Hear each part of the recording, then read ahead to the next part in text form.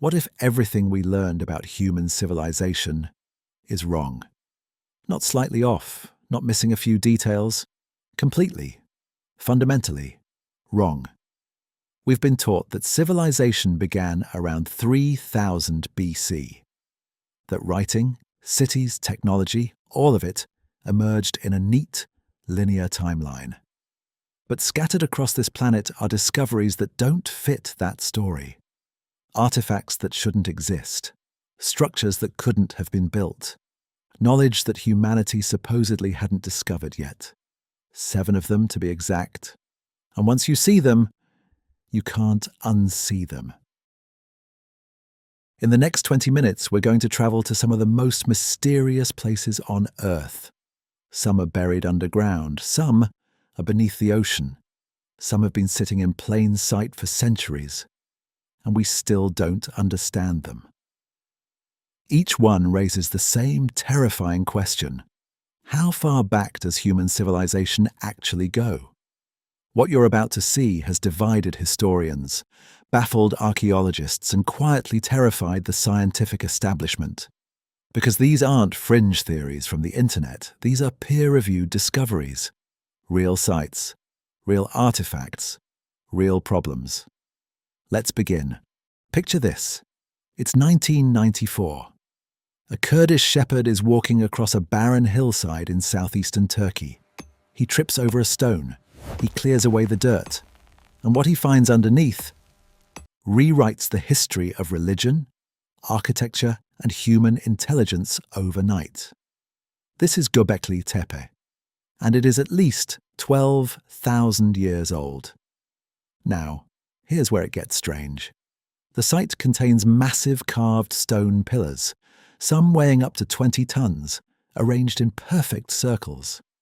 They're decorated with intricate animal reliefs, foxes, scorpions, lions, vultures, carved with a precision that would impress a modern sculptor. But according to everything we thought we knew, about 10,000 BC.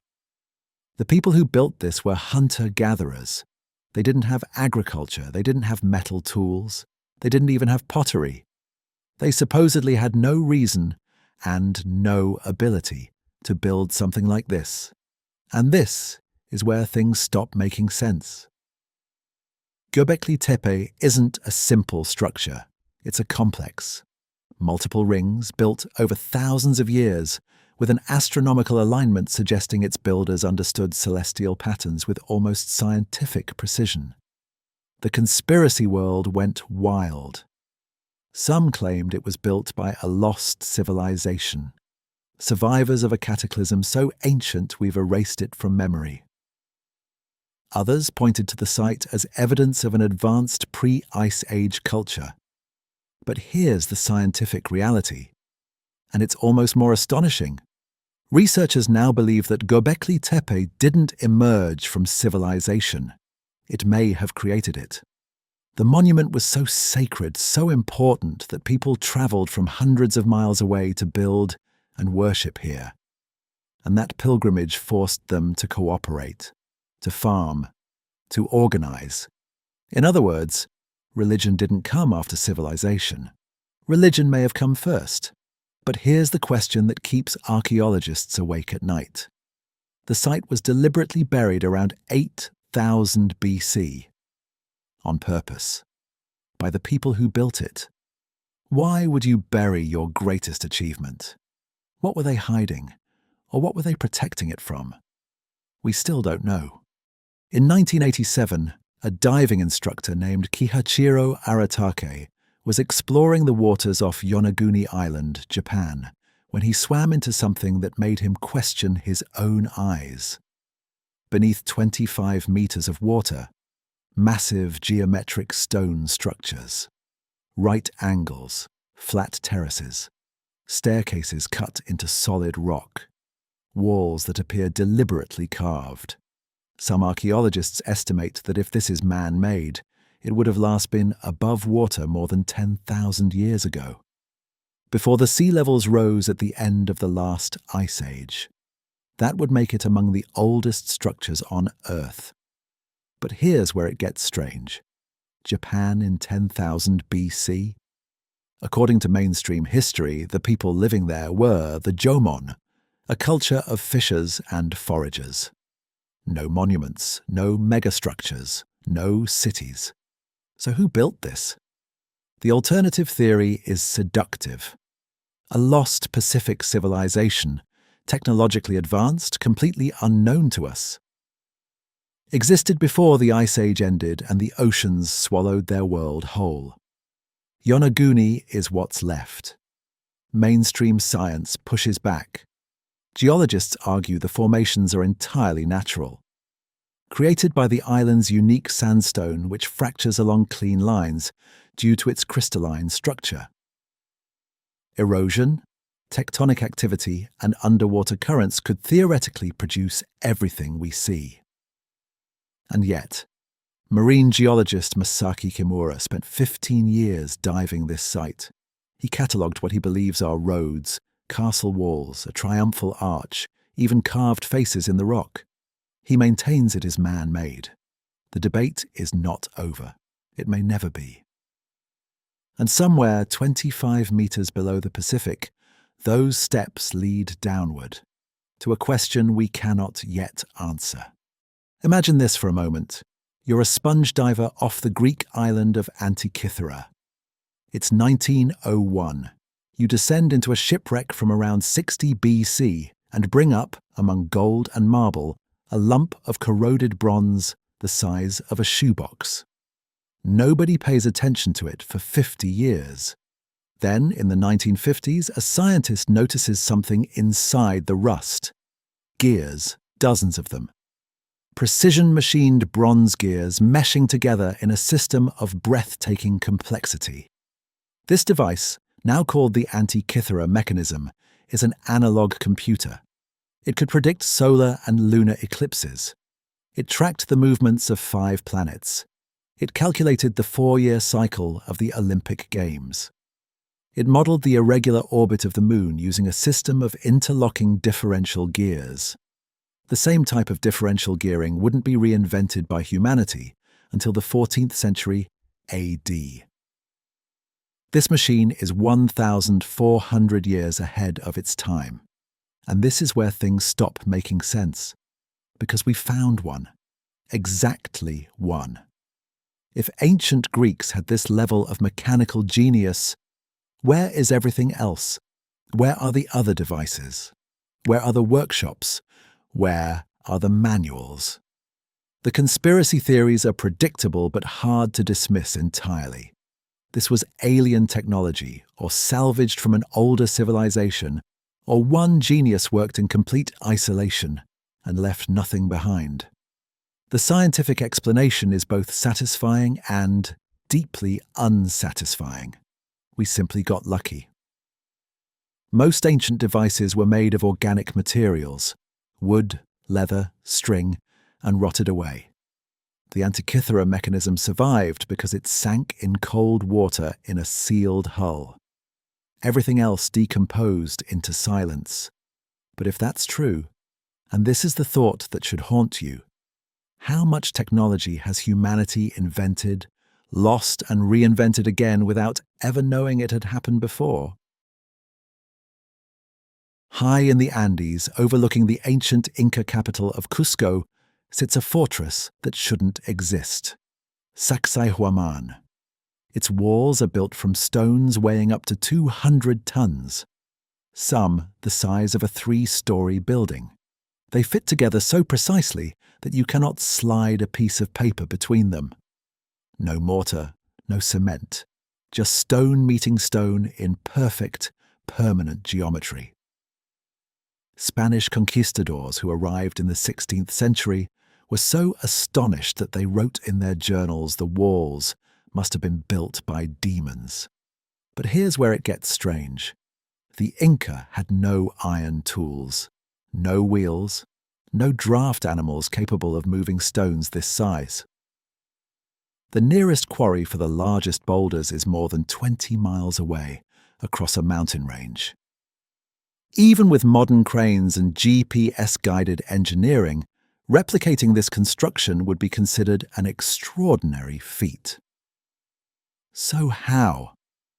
The ancient aliens crowd is loud about this one.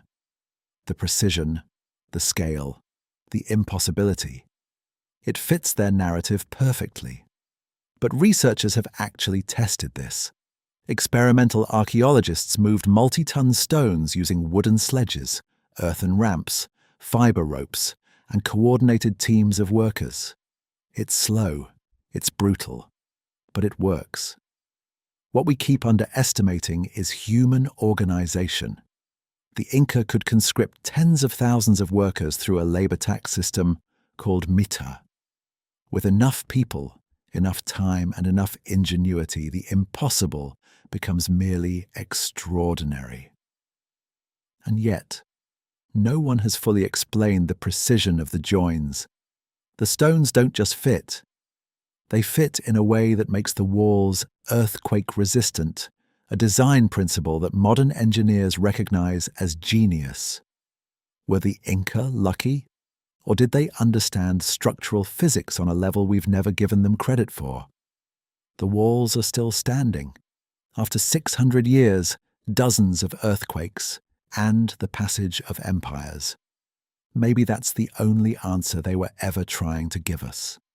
If Sacsayhuamán is mysterious, Pumapunku is something else entirely.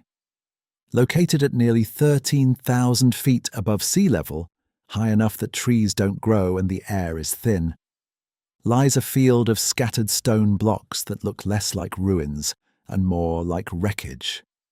H-shaped blocks, perfectly drilled holes, channels machined to sub-millimeter tolerances, complex interlocking cuts that mirror each other on opposite stones, as if they were designed with blueprints. The stone used is andesite, one of the hardest rocks on Earth. And yet the surfaces look machined. This is where things stop making sense completely. We don't know who built Pumapunku. The site predates the Inca. The culture that created it, the Tiwanaku people, left no written records. And the level of stone-cutting precision documented here has no parallel in the ancient world. The alternative theory: power tools. Specifically, tools run by a technology we've since lost or never identified. This is the site that fuels more ancient aliens content than almost any other on Earth. The mainstream answer is less cinematic but still remarkable. The Tiwanaku were master stone carvers who used abrasive sand, copper tools, and methods we haven't fully reconstructed. The machined appearance may be the result of thousands of hours of manual refinement. Artisans grinding stone against stone with obsessive patience. But here's the open wound in that explanation. No tools have ever been found at the site. No copper implements, no abrasives, no workshops. At a construction site of this scale, there should be debris. Broken tools, discarded stone, evidence of process. There is almost none. The builders came, created something extraordinary, and vanished, taking every trace of their method with them. In 1999, in a Ural Mountains village in Russia, a stone slab was found beneath a pile of rubble. It was 5 feet long, 3 feet wide, and covered in what looked like carved lines. Researchers cleaned it, and what they saw stopped them cold. A 3-dimensional topographic map of the Ural region, with rivers, mountain ranges, and what appear to be man-made canals, some stretching for hundreds of miles. Scientists at Bashkir State University dated the stone to be potentially 120 million years old. Now, pause. 120 million years old. That's not a typo. That's 119 million years before Homo sapiens existed. The alternative theories aren't alien for once. They range from a lost advanced human lineage to a pre-human intelligent species to time travel. The scientific community is significantly more skeptical. Many researchers argue the dating methodology was flawed, and the map features may be natural geological formations misinterpreted as carved lines. And the canals depicted on the map, Surveys of the region found some matching landforms, but not confirmed artificial canals. The stone itself remains in Russia, partially studied, largely ignored by mainstream academia, which, depending on how you look at it, is either reassuring or exactly the kind of thing that should make you deeply uncomfortable. If it's fake, why hasn't it been definitively debunked? If it's real, what does that mean for everything we think we know about intelligent life on this planet? We end where perspective matters most. The Nazca Desert in southern Peru. One of the driest places on Earth, so dry and windless that the ground has barely changed in 2,000 years. And carved into it, visible only from the sky, are hundreds of enormous figures. A hummingbird, a spider, a monkey, a humanoid figure waving one hand upward. Geometric lines stretching for miles with laser-straight precision. The largest figures span over 900 feet. They were created between 500 BC and 500 AD by the Nazca people, who, as far as we know, had no way to fly. And here's where it gets strange. Some of the lines extend for miles without deviation, straighter than roads built with modern surveying equipment. The animal figures are drawn in a single, unbroken line. They are perfectly proportioned when viewed from altitude. How do you design something for an aerial perspective when you've never seen one? The ancient aliens explanation writes itself. The more credible conspiracy theory suggests the Nazca used rudimentary hot air balloons. A theory actually tested by researchers who built one from materials available to the Nazca and achieved flight. The mainstream explanation: sophisticated mathematics and ground-level surveying using simple grids and proportional scaling. Experimenters have replicated smaller figures using stakes and ropes. The methods are primitive. The results are genuinely accurate. But here's what science cannot explain. Why? Why pour generations of labor into artwork only the sky can see? Religious offerings to sky gods? Astronomical calendars? A message to something above? The Nazca never wrote down their reasons. They simply drew and drew and drew. And then they disappeared like so many ancient cultures before them, leaving behind only the art and the question it contains. 7 discoveries, 7 impossible things. And the deeper you go into any of them, the more the same thought surfaces. Quiet at first, then impossible to ignore. What if human history isn't a straight line? What if civilization has risen and fallen, not once, not twice, but in cycles stretching back further than our instruments can measure? What if the great libraries of ancient knowledge weren't burned, but built into the stones themselves, waiting for a species clever enough to finally ask the right questions?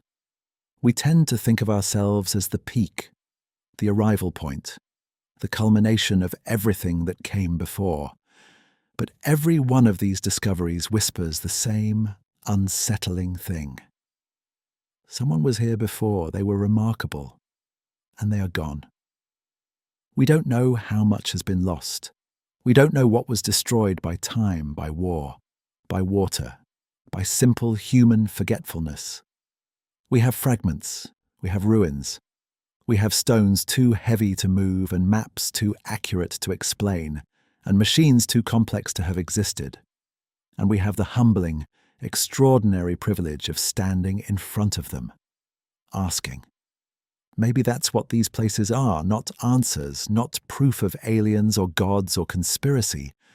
Maybe they're invitations. Invitations to remain curious, to stay humble, to remember that the story of humanity is far older, far stranger, and far more wondrous than any textbook has ever dared to tell you. So here's the question I'll leave you with, and I want you to sit with it. If a civilization as advanced as ours vanished tomorrow, what would be left? What would the people who found our ruins think we were? Think about that. And if this video made you see the ancient world differently, you know what to do. Drop your theory in the comments below. I read every single one. Subscribe if you want to keep going deeper, because we've barely scratched the surface.